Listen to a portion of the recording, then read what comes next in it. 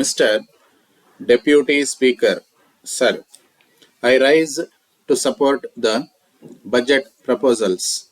The budget is framed in such a manner that I think it is the duty of everybody in this house to support it.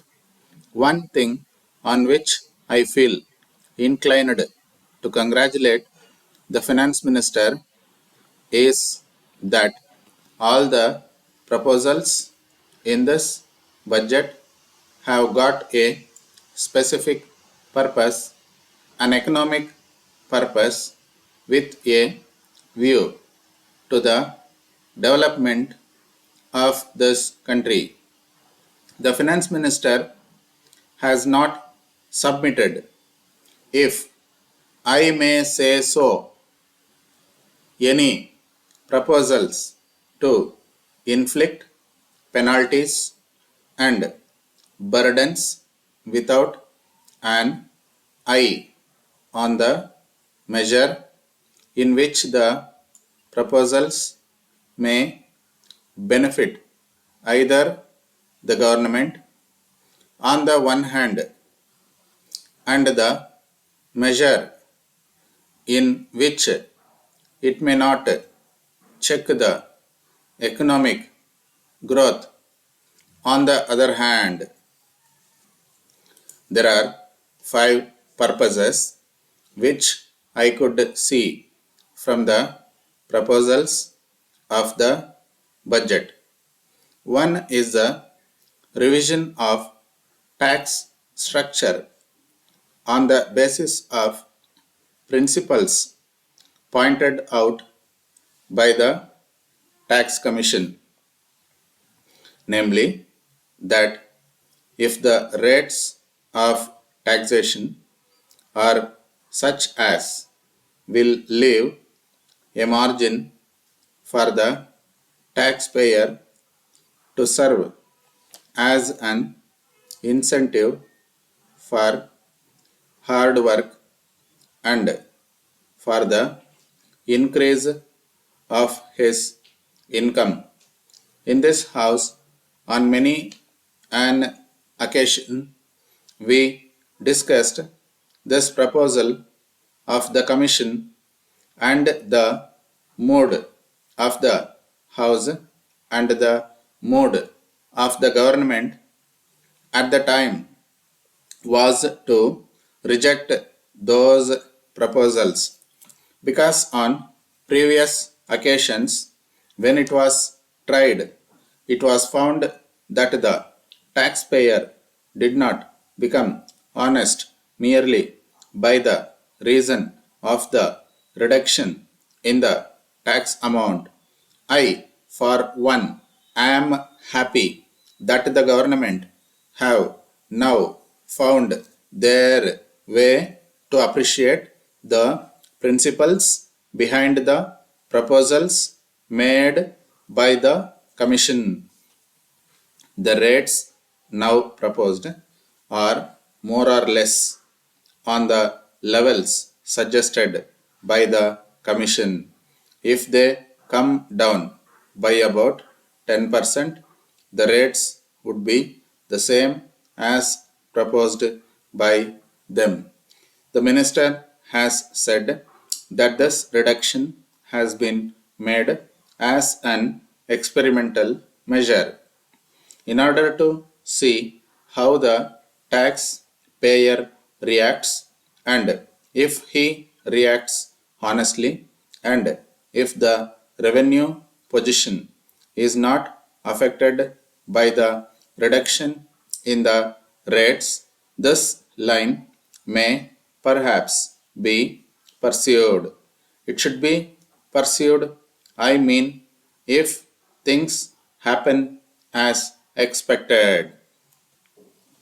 One important thing which I could note is that on the one hand, the government have put forward the proposal for the compulsory deposit scheme to continue.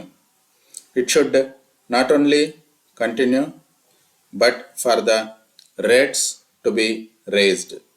That is, along with the lower rate of interest, the rates will be raised in order to ensure that resources are available with the government.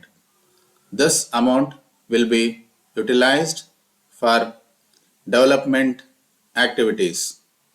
This is a proposition which I could understand it was put forward by the tax commission.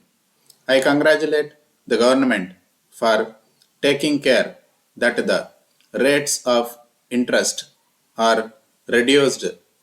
On the one hand, the revenue of government is not affected.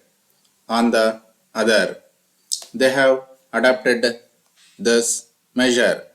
This is a very good approach to the whole thing. Secondly, there is a very noble proposal for which I have to congratulate the government. I mean the investment motive that the government have given. This was also proposed by the commission.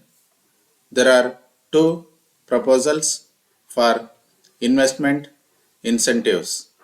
Both of them are accepted by the government.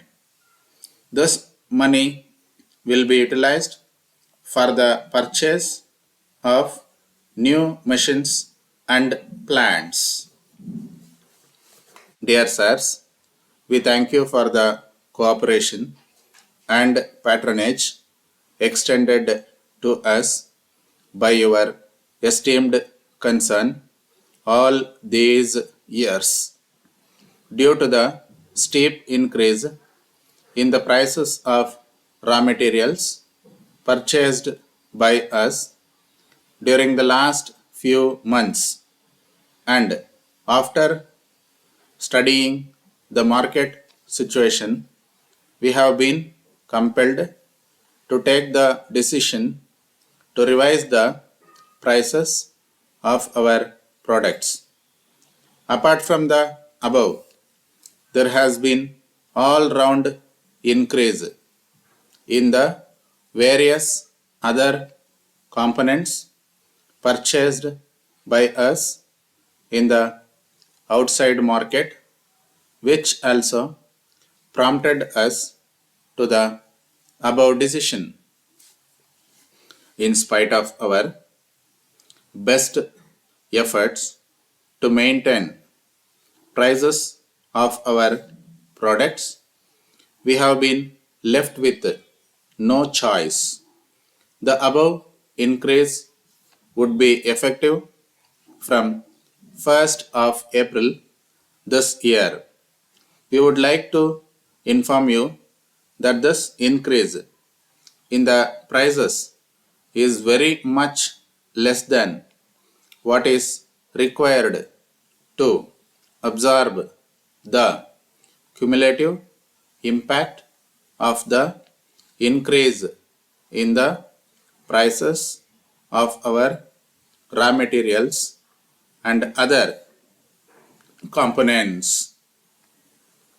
Further, we also like to inform you that the prices of special products which are manufactured to your specific requirement also need revision.